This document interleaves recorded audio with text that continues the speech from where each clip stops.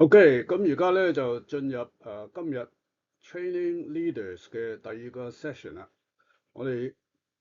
今日想俾幾個例俾大家睇下。嗱，如果你睇下我哋由最初呢個 course 開始一路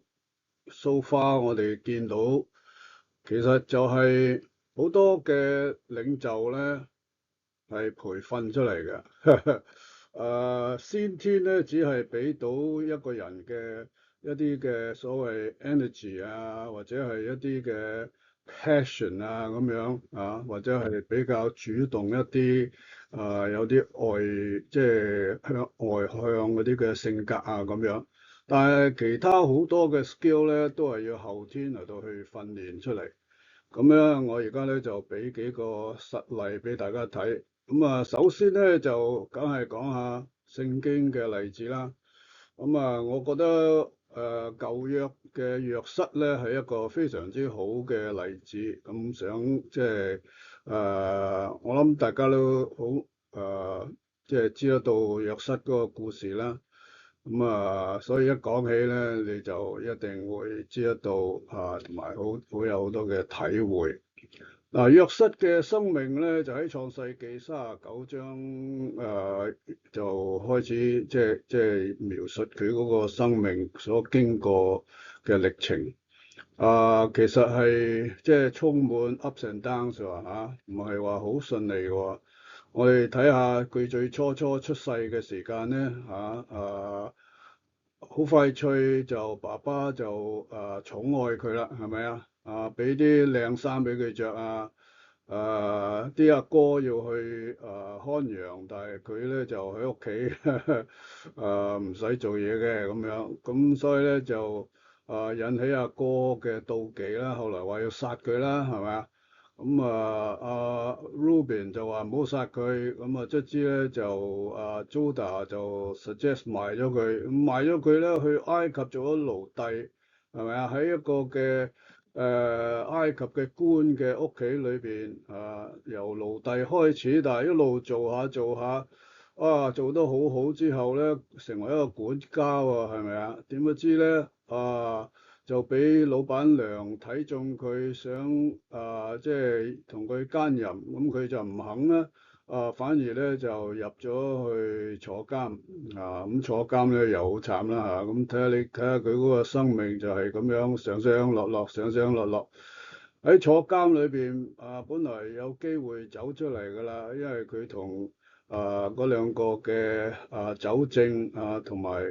嗰個。另外一個人咧，我唔記得咗佢嗰個 title 啦，就解夢咁本來咧就可以早啲出嚟嘅，但係咧嗰啲嘅官咧出咗去之後咧又唔記得咗佢喎，咁佢繼續坐監，直到後來咧法老有一個嘅夢咧。冇人識得解，咁樣嗰個嘅官先至話，喺監獄裏邊有個約瑟啊，叫佢出嚟解夢啦。咁樣佢出嚟解夢咗之後咧，哇就俾埃及王法老嚟到去睇得起佢咧，就於是將佢升成為一個好高嘅官啊咁樣。咁你睇見即係佢嗰個嘅生命就係咁樣上上落落，而喺呢個嘅低潮嘅時間，其實咧。就係佢嗰個訓練做領袖嘅機會啦。喺第一次低潮嘅時間就係喺嗰個39章創世記39章有講啦。佢話咧佢喺呢一個嘅主人屋企裏邊咧一路即係做得越嚟越好啊。後來咧成為一個管家耶和華又與約瑟同在，咁樣咧因為佢做得好嘅關係咧，就好受嗰個主人所信任咯。咁所以後來咧，佢主人波提乏將一切所有的都交在約瑟手中。哇！你諗下，即係英文叫 entrust to Joseph，即係話信得過約瑟。呢個就係即係約瑟係一個嘅本來做即係奴僕嘅一個嘅位置一路升，因為佢嘅勤勞同埋咧得到主人嘅信靠，於是咧就即係有好嘅表現。嗱，其實好多時做領袖最緊要係 deliver 咩嘢咧？deliver 一個嘅可信呢一個嘅可以講話係一個好基要嘅 key 嘅 ingredient 因為咧其實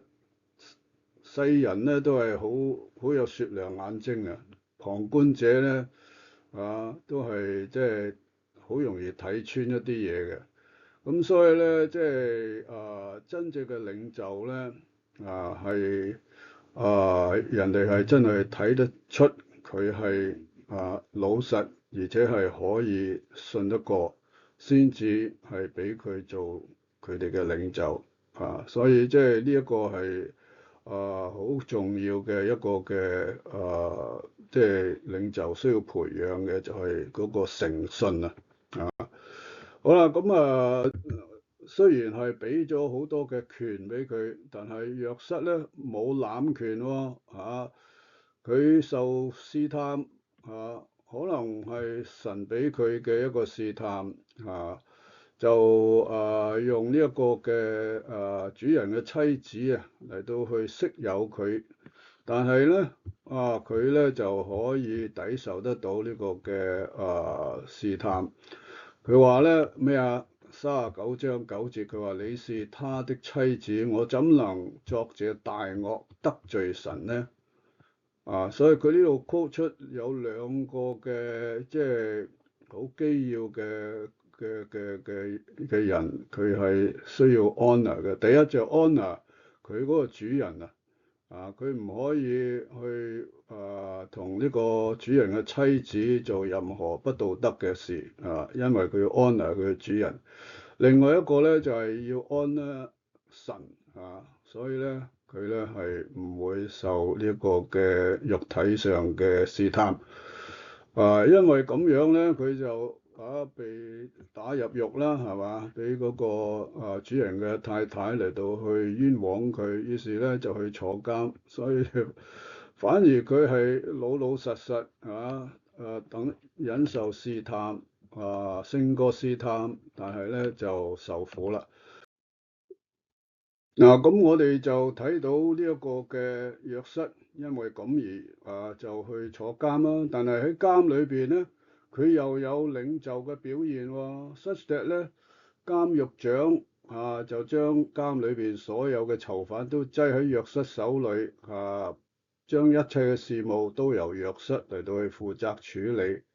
你睇下呢個人真係打不死，而且咧用一個廣東話嘅術語嚟講咧，去到邊度都做大佬，係嘛？咁後來得罪咗皇帝嗰兩個官員酒政同埋善長又入監之後咧，軍長就把佢哋交俾咗約瑟，而約瑟就點侍候佢哋呢個就係僕人領袖嘅一種嘅表現關心佢哋，而且咧得到佢哋嘅信任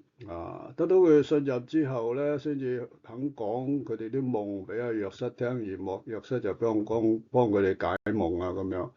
咁所以呢啲冚唪唥都係好嘅一種嘅例子俾我哋睇到呢個領袖係點樣訓練出嚟。咁當然我哋要俾 credit to 邊一個就係約瑟嗰個兄長記唔記得？我哋都講過㗎啦，就係佢個大阿哥嗰陣時因為公義就咧將佢由死亡邊緣救翻出嚟，所以而家咧約瑟咧先至可以嚟到去成為而家嘅領袖，我哋同埋將來喺埃及裏邊嘅領袖啦。好，講完聖經嘅例子咧，我就以下啲例子咧，我想講下我嘅個人經驗啦。就我第一次做領袖嘅經驗咧，係非常之特別嘅，喺大學嘅時間發生。喺大學之前我都係好怕醜啊、怕事啊，同埋即係我唔覺得我會成為一個嘅領袖嘅。咁但係咧喺大學嘅時間有一次嘅聖誕節咧。就因為我哋係留學生啊，咁就一定要留喺嗰個學校宿舍。咁但係即係嗰啲嘅美國嗰啲同學咧，就好多都係翻屋企啦。咁啲宿舍咧就好空啊，剩翻即係幾個啲留學生喺度住啊咁樣。我啊識得有幾個嘅香港嚟嘅留學生啦，咁所以咧我哋就諗下，不如咧就去即係離開 campus 咁我哋就租咗架車，咁我就帶呢幾個我又加埋有4個人啦，我同3個嘅同學咧就去到另外一個 campus，大概個零鐘頭揸車個零鐘頭去到另外一個 campus，去睇下嗰個大學又點樣啊咁樣。就我哋就去到行即係嗰個嘅campus 嘅時間咧，就入到去一個嘅即係嗰啲學生嘅嗰啲叫做咩啊？即係好多遊戲嘅地方啦，即係嗰啲有打乒乓波啊，同埋其他一啲偏波 machine 啊嗰啲咁樣。打保齡啊嗰啲嘅地方啦，我哋見到有幾個即係華人嘅學生喎，中國人嘅學生喺嗰度打乒乓波啊，咁就我哋就企喺度睇啦，因為我哋都好中意打乒乓波嘅，於是就企喺度睇啦，好普通嘅事啦。點不知我同行嘅其中一個嘅同學咧，佢咧就着咗我哋學校嗰個嘅 sweatshirt 咩大學咁樣個 sweatshirt。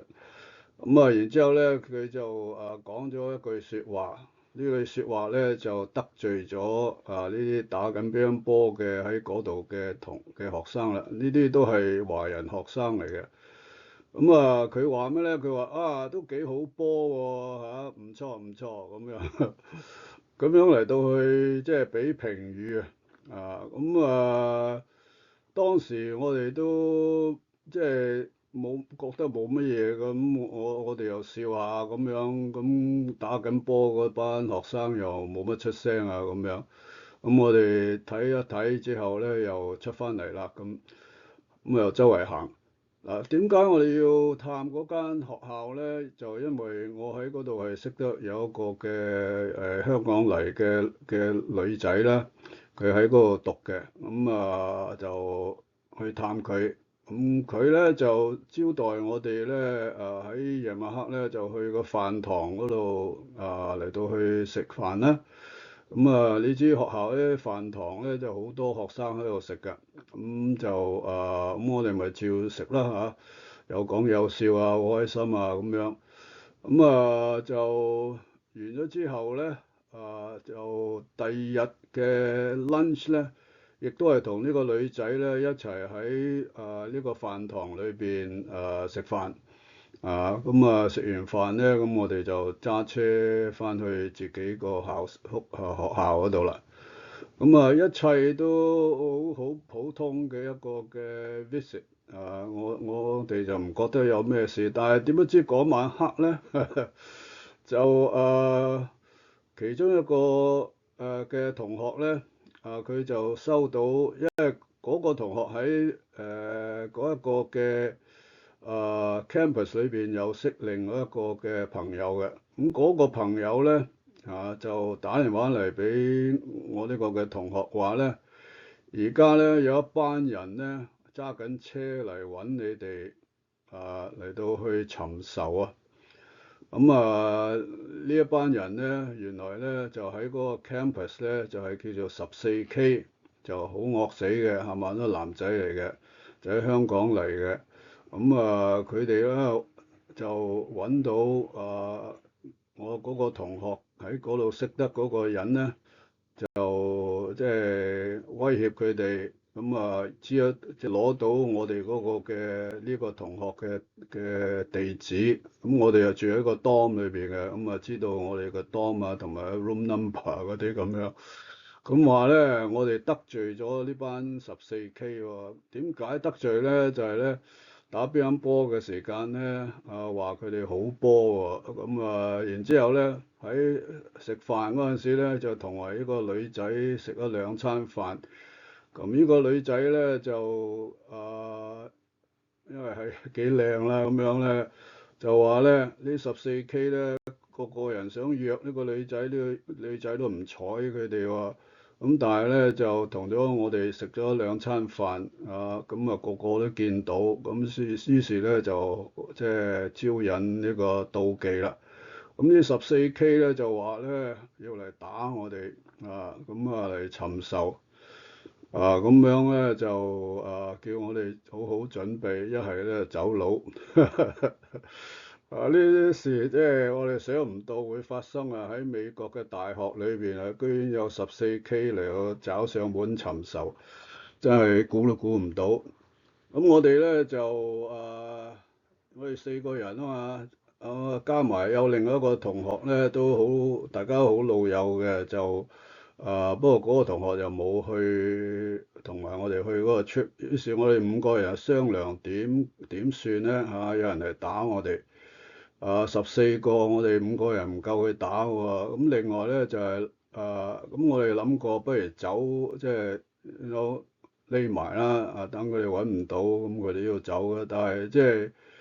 係佢哋已經知道其中一個同學嘅地址啦。咁你走都走唔甩㗎啦。第日佢可能再嚟過，忽然間出現，咁樣嗰個咪死啦咁。咁於是我哋就諗下點樣嚟去應付啦。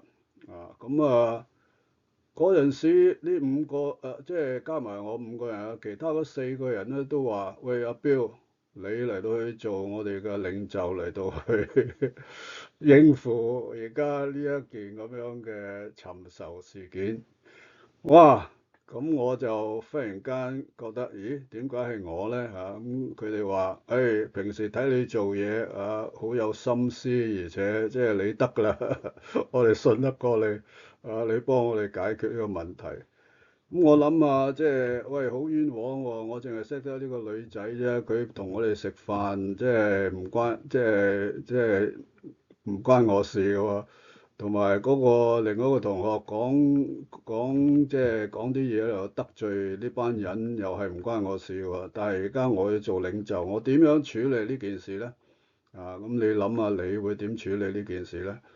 好啦，咁於是咧，我咧就諗咗一段時間，其實都係10分鐘、20分鐘到嘅啫，因為呢班人已經嚟緊㗎啦。咁於是咧，我哋就喺嗰個嘅宿舍喺度等佢哋嚟。我咧就諗到一個應付嘅方法。好啦，咁佢哋嚟咧，而家咧就係一個危機啦，我點樣而家個 point A 咧就係咧，佢哋要打我哋咁我點樣可以咧將佢push 去 point B，即係唔好打我哋啦。於是咧就我就咁樣同佢哋去即係交涉啦。呢個就係第一次我用呢一個嘅方法我一路頭先 show 俾大家睇嗰個就係了解我哋嗰個嘅問題而家 point A 嘅問題。好啦，咁呢班人嚟到咧，就喺嗰個 dorm 嗰個嘅，即係喺嗰個某一笪地方啦，喺 dormitory 嗰度。就圍住我哋，我哋有5個人，其中有一個人咧就佢哋有14個圍住我哋5個，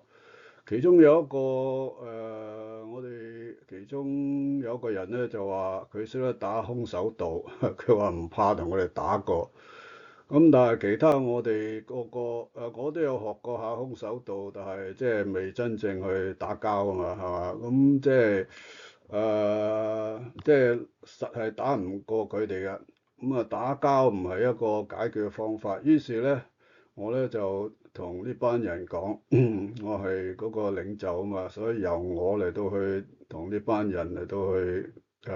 談判。好啦，咁啊，佢哋有一個領袖企出嚟，我又企出嚟咁樣，咁樣佢咧就鬧我哋一輪啦。咁跟住我就點答佢咧？咁我就用3點嚟到去答佢。嗱，而家咧嗰個問題咧就係佢要打我哋，咁我咧就同佢哋解釋。嗱，我知道你係好勞氣嚇，要打我哋。但係咧，如果你而家出手喺度打我哋咧，呢個係公眾地方啊，呢個係學校大學嘅宿舍啊，仲有啲其他學生咧冇返屋企嘅，佢哋隨時會行過。咁呢啲係咪都係啲美國仔啦嚇？咁如果見到我哋即係十幾廿個華人喺度打交嘅時間咧，就成為即係一個恥辱嚟嘅喎嚇，華人嘅恥辱啊！喺美國嘅大學啲名大學裏邊打交，咁呢個係唔即係你要諗清楚係即係值唔值得做咧？另外咧就係我哋一定唔夠你打㗎啦所以咧就實俾你打傷啊或者點樣嚇。但係咧，我就話你哋走唔甩嘅，因為咧，有人知得到喺你間大學同埋我哋間大學都知得到你哋係咩嘅人，所以你去到邊度咧都會俾警察捉到嘅，咁所以你都唔會有咩嘅好處啊，所以呢個係 lose-lose 嘅 situation。你打我哋一身，然之後警察後來會拉到你哋，大家都輸嘅，雙輸嘅局面啊。咁所以即係呢一個係 point A 咧，係一個非常之即係唔智慧嘅一個嘅做法。咁我咧就提議 point B 俾佢，話咧好，即係我哋係即係得罪咗你，我而家代表大家嚟到去同你道歉啊，咁所以 say sorry 啦，同佢 say sorry，俾翻個面俾佢啊，咁呢個咧就係 point B，然之後跟住咧我就話咩咧？我話你嚟咧，即係都又用時間，又即係咁多人一齊嚇，咁即係我哋可唔可以籌翻啲車馬費俾你咧？同埋一個即係補償你嘅損失咧，所以咧用錢嚟去搭夠啦，咁所以我就提出嚟我哋即係可以即係咁樣嚟到去表達我哋嘅歉意啦，咁樣咁佢哋就接受即係我就話即係而家咁嘅現象跳出呢個鬆呢個現狀咧，就係大家唔開心不如咧我哋和解咁就你攞翻個面，攞翻啲錢，我哋咧唔使俾你打。咁於是咧我就叫即係我留翻一個喺度，其他嗰4個人咧走上去嗰間房咧就即係抄嗰啲錢，即係只係抄咗幾百蚊出嚟咧，咁俾晒呢14K啦，咁呢14K 就即係大家都咁講和，咁翻屋企啦佢哋。咁你睇唔睇到？即係呢一個就係嗰個嘅demonstration of 即係一個化解危機嘅一個 leadership 嘅做法。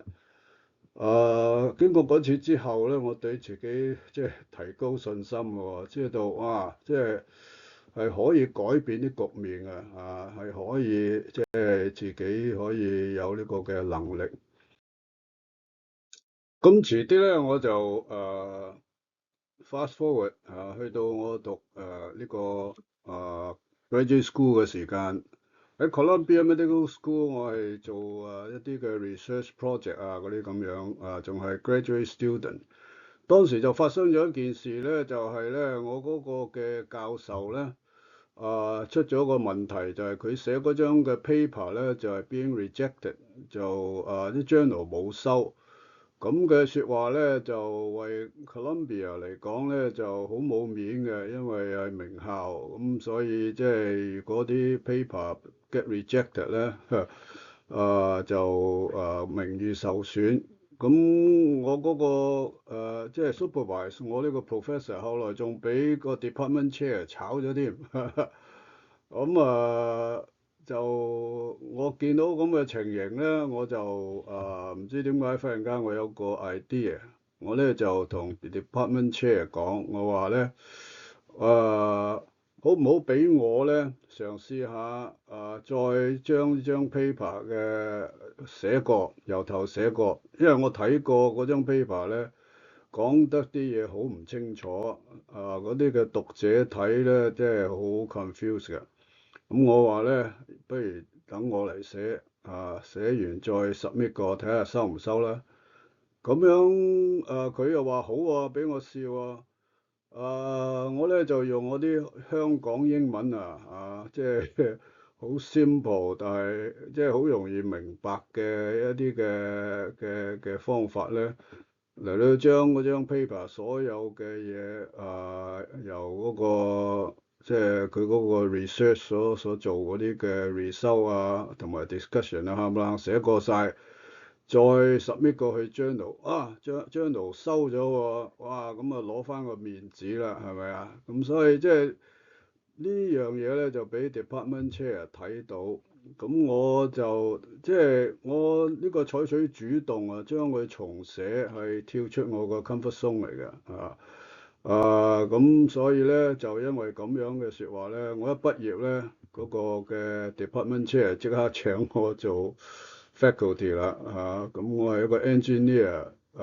嘅 PhD，居然 medical school 肯請我去做佢嘅 faculty，咁我有幫手做 research 嗰啲咁。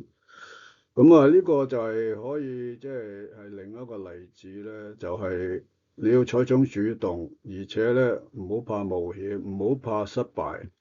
咁呢張就係嗰張 paper 後來咧本來我個名唔喺度嘅，但係因為我重寫之後咧，所以我名又出現啦。好啦，而家跟住咧有另外一個例子，又係我以前嘅經驗啦，想俾大家參考嘅。呢樣咧就係更大嘅 scale 噶啦，就喺1990年嘅時間咧，三藩市公立學校咧就要設立一啲嘅，唔喺每一間學校都設立同性戀中心啊，佢哋叫做 Project 10。話咧，因為有10% 嘅人咧係同性戀者，咁所以咧就要喺學校嗰度咧嚟到去俾佢哋有一個嘅即係 honour 佢哋，咁所以咧就要喺個設立同性戀中心。咁嗰陣時我個大女係大概係7歲左右，咁我諗下，哇有冇搞錯？即係呢一個咁樣嘅。即係會影響我啲仔女嘅喎，咁我有3個仔女，咁即係俾佢洗腦唔得嘅喎，而且我哋睇過嗰啲嘅佢哋嗰啲教材嘅內容咧，係即係相當之有問題，咁我哋就要阻止呢件事情發生，所以咧就去呢個嘅公聽會裏邊咧就提出反對。呢個公聽會咧就開咗2次，第一次咧就有好多人參加，但係第二次咧就佢哋就揀咗咧喺贊成同反對兩方面咧都要揀4個人出嚟做代表嚟到去發言。咁喺呢個反對 project 聽即係我哋嗰個陣容裏邊咧，佢哋又揾咗我出嚟做代表，華人嘅代表嚟到去發言。其他3個發言人咧，有2個係白人，有1個係西人，有2個係心理學家，嗰個黑人嘅發言人咧係一個牧師，咁而我咧就係華人嘅代表啦。咁喺個公聽會裏邊咧，呢啲喺電視度影到翻嚟俾大家睇。當時嘅情形咧就非常之混亂。我哋發言嘅時間咧，佢哋起身嘈喧巴閉喺度，即係騷擾嗰個嘅秩序。而咧嗰啲嘅啊而後來我講完行翻去我個位嘅時間咧，俾佢哋吐口水推我，好暴力啊！喺未發言之前咧，佢哋又喺度鬧我哋，係用粗口鬧啊咁樣。而喺嗰個會場裏邊咧，喺右手邊呢個圖咧，你睇見咧有一個人咧舉咗一個好大嘅 poster，呢個 poster 係兩個唔着衫嘅男仔喺度話咧，佢哋係 gay 嚟嘅，佢哋係需要呢個 Project 10。咁呢樣嘢咧係我覺得係好恐怖嘅事。即係原來呢一個嘅 project 係幫人搞基嘅，鼓勵啲後生仔去搞基。而且咧呢度冇影出嚟，其中有人舉牌咧就係 Jesus is gay, God is gay。咁樣即係侮辱我哋嘅神啊！咁我係基督徒，即係我睇到非常之嬲怒。喺嗰次嘅公聽會咧，我就睇到即係呢個同性戀嘅勢力係幾犀利啊！佢哋係想做啲咩嘢？其實係想即係感染下一代，嚟到去將佢哋嘅 agenda 嚟到推出嚟，廣泛咁樣推出嚟，係影響下一代。所以我睇到呢一個嘅係一個非常之，而且亦都係好反對神嘅一個嘅運動嚟。同性戀運動係非常之反對神，反對神嗰個嘅創造對性別嘅創造，而亦都係即係道德方面係即係總之即係我覺得係非常之大嘅問題。喺嗰次公聽會咧。我哋反對嘅聲音咧，卒之又被接納喎。嗰個 result 咧就係咧，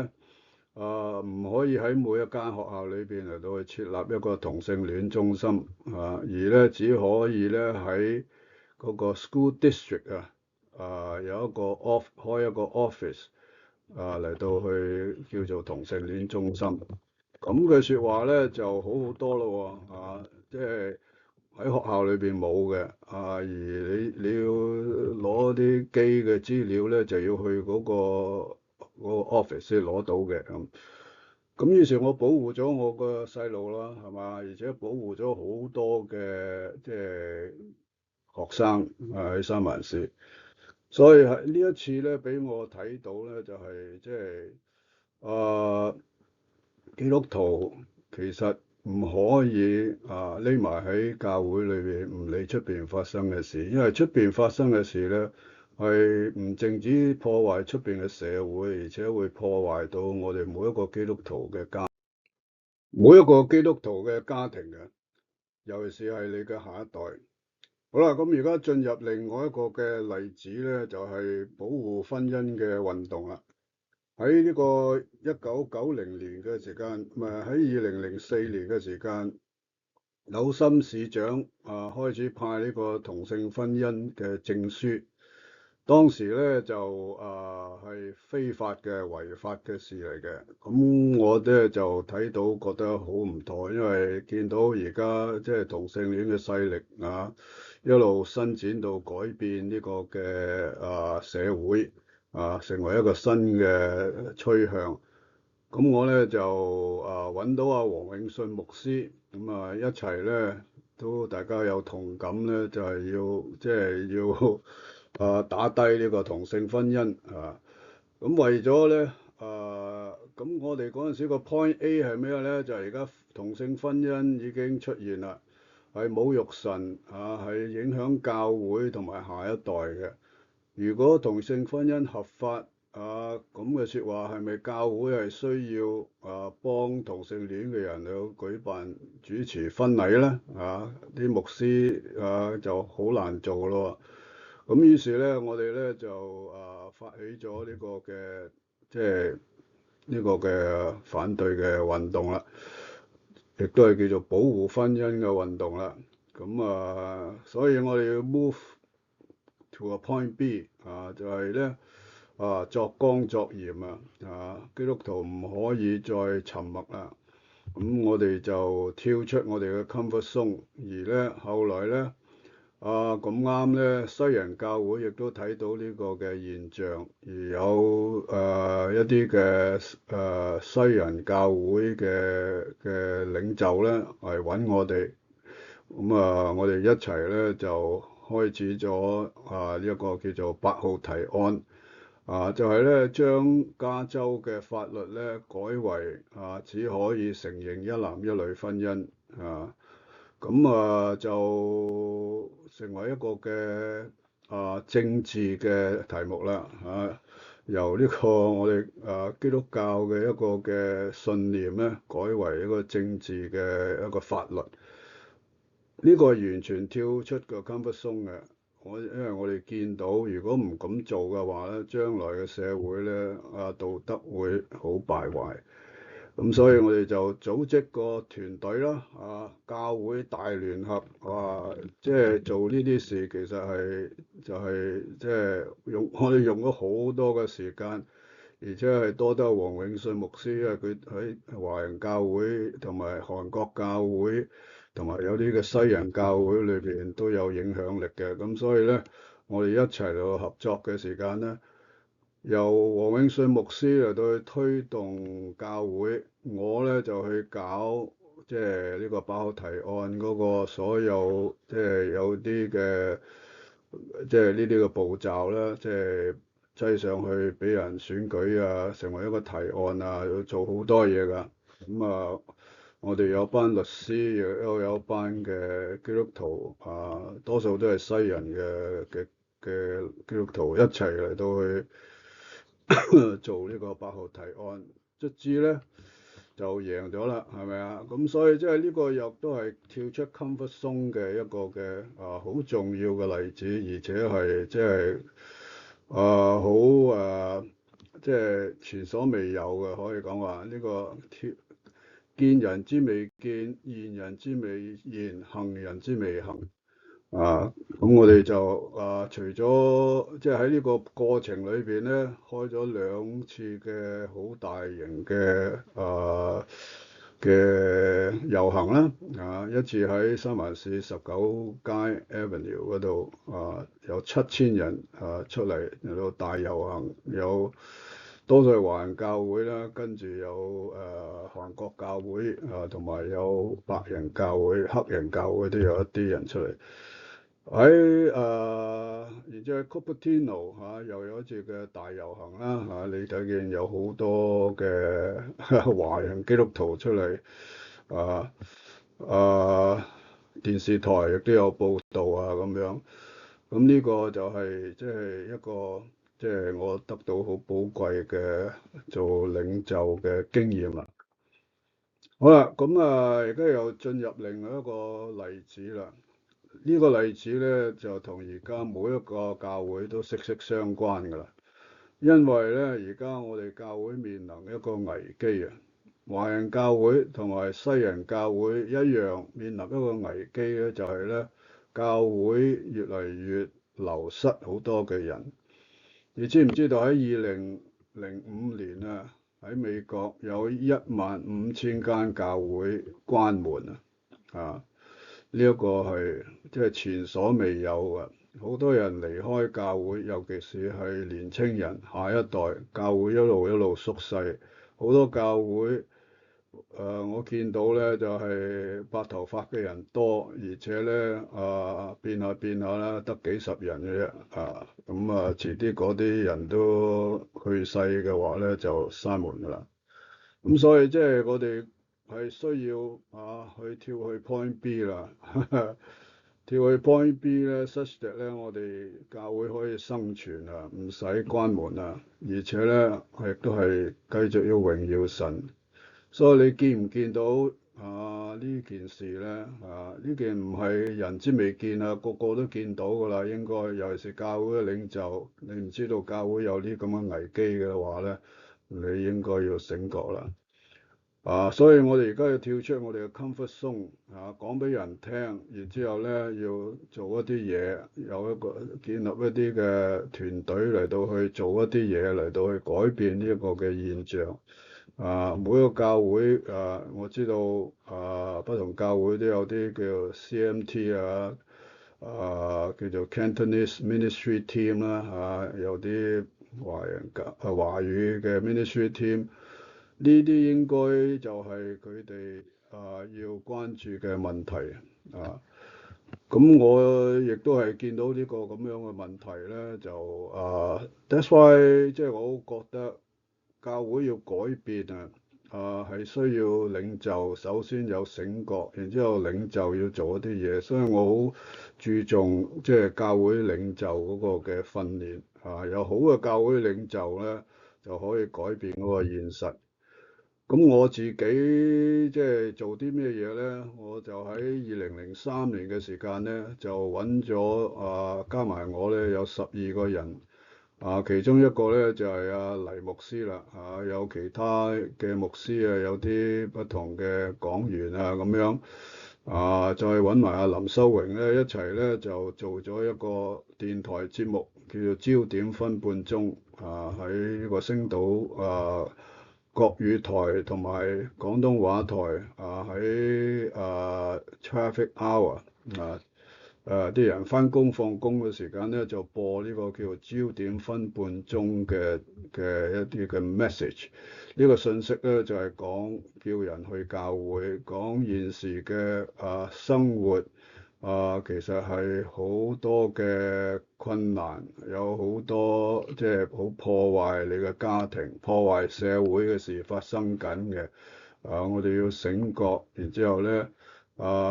去教會咧係得到即係好多嘅好處啦，同埋咧有一個新嘅盼望咁樣。呢個嘅目的就係咩咧？就係咧就係想即係吸引一啲非信徒進入教會因為教會如果再冇啲新嘅人入嚟咧，教會越縮越細咧，卒之就要關門，係咪？咁所以我哋即係已經係失咗一啲人啦，叫翻佢哋翻轉頭唔容易噶。咁而家我哋咧係其實係需要叫一啲新嘅非信徒入嚟教會因為如果唔係喺呢個電台做呢啲節目，呢啲節目係要錢㗎我係願意出呢啲錢嚟到去搞呢啲嘅節目好多嘅教會咧都係關埋門做教會裏邊嘅事，冇一個即係 outreach 嘅 program。呢個 outreach 係咪真係可以將嗰啲信息達到非信徒嘅耳裏邊咧？呢啲我哋要知得到，所以我就做緊而家呢個咁樣嘅 ministry 啦。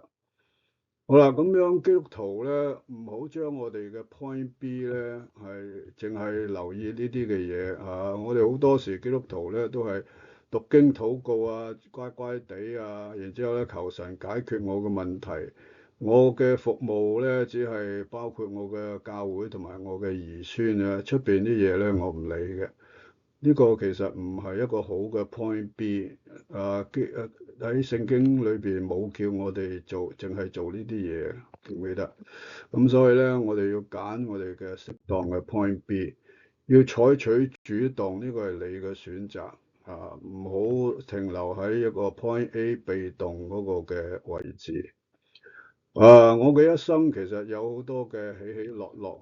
我睇起上嚟咧，同約瑟係差唔多嘅。咁如果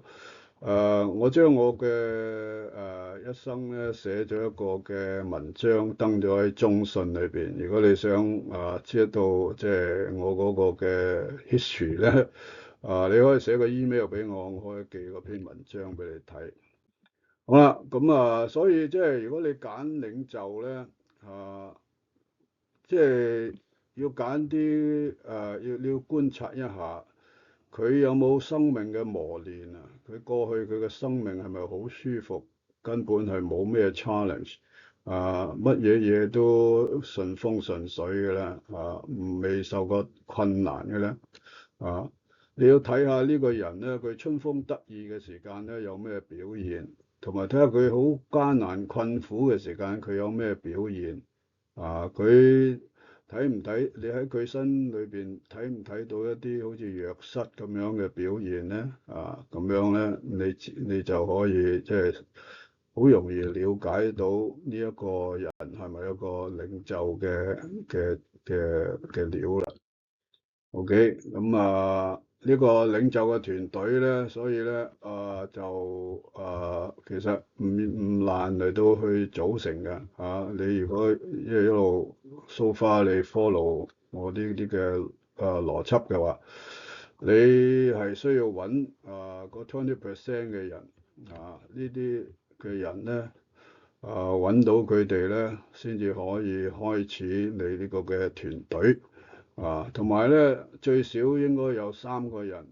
，3個人咧係一個好 ideal 嘅一個嘅組織嚟到去最初燃點呢個嘅火好啦，所以咧summarize 晒咧，所有 key element 咧就係咁樣啦你要 critical thinking。你要有異象，睇到 point B，然之後有 motivation，組織你個 team，然之後咧就開始你嗰個嘅改變你嗰個嘅世界啦。OK，而家係 take a break 嘅時間，有咩嘅問題咧，或者係有咩嘅意見咧，我哋可以傾下啦。